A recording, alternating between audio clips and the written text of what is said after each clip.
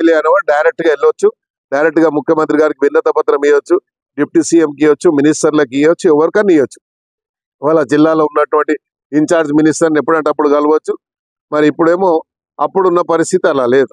కాబట్టి ఈ రోజు చాలా మంది వస్తున్నారు. ఇంకా రేపు నేను అనుకుంటే ఇంకొక 6 మంది రేపు జాయిన్ అవుతున్నారు, రేపు ఎల్లుండో. మొత్తానికి మాత్రం ఈ 15 రోజులలో మొత్తం కూడా మెర్జ్ అయిపోయేది గ్యారంటీ. మిగిలేదు ఒక 2-3 మిగులుతారు.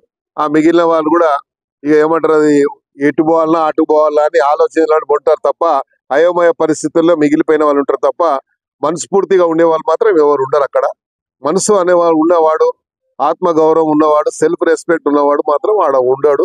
ఇప్పుడు చెప్తా ఉన్నాడు కేటీఆర్ గారు, ఇవాళ పేపర్లో చూశాను. ఏం చెప్తుండంటే ఈనాడులోనూ ఆంధ్రజ్యోతిలో చూశాను పొద్దున.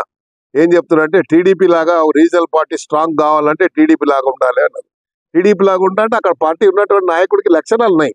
ఆ పార్టీని ఎట్లా కాపాడుకోవాలని చెప్పి, ఎన్ని కష్టాలు వచ్చినా ఆ పార్టీని కాపాడుకోవడానికి, ఎమ్మెల్యేలు కాపాడడానికి, ఎమ్మెల్యేల మనోధైర్యానికి, అక్కడ ఉన్నటువంటి ఎమ్మెల్యేలకు ఇచ్చే మర్యాద కానీ, ఎమ్మెల్యేలకు ఇచ్చేటువంటి ఇంపార్టెన్సీ కానీ ఇక్కడ ఇచ్చారా మీరు?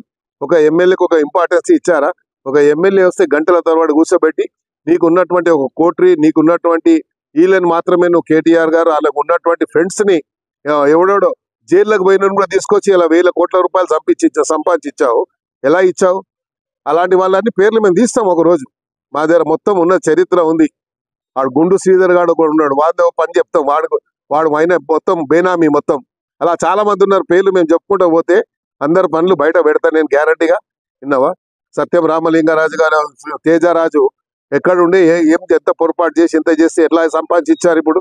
ఆ రాజేష్ రాజు వీళ్ళందరూ ఎట్లా సంపాదించారు? వీళ్ళందరూ ఎట్లా ఎట్లా ఎట్లా 100 ఎకరాలు 1000 ఎకరాలు ఎట్లా గవర్నమెంట్ ల్యాండ్ ఎట్లా తీసుకొని వాళ్ళు ఎంజాయ్ చేస్తున్నారు? దేని వల్ల చేయగలుగుతున్నారు వాళ్ళు? కేటీఆర్ అండా చూసుకునే కదా. కాబట్టి వీళ్ళందరికీ మేము తప్పకుండా అవన్నీ మొత్తం చరిత్ర నా దగ్గర ఉంది, బయట పెడతా. ఇలా చరిత్ర అంతా సమయం వచ్చినప్పుడు. ఏదో దానం నాగేందర్ మీద యాంటీ డిఫెక్షన్ వేస్తాము, అయ్యవా ఉడొద్దంటు నేను ఏడా వద్దన్నాడు. నేను కూడా కోట్లనే తెలుసుకుంటా. ఉడొద్దంటూ నేను అదే అని నీకు వేసే అధికారం ఉంది, వద్దంటలే. నేను తప్పకుండా నువ్వు వెయ్యాలి, వేస్తే దానికి జవాబు నేను చెప్పుకోవాలి. కానీ నువ్వు వేసే లోపల నీ పార్టీ ఉంటుంది, మా చూసుకో ముందుగా. రైట్.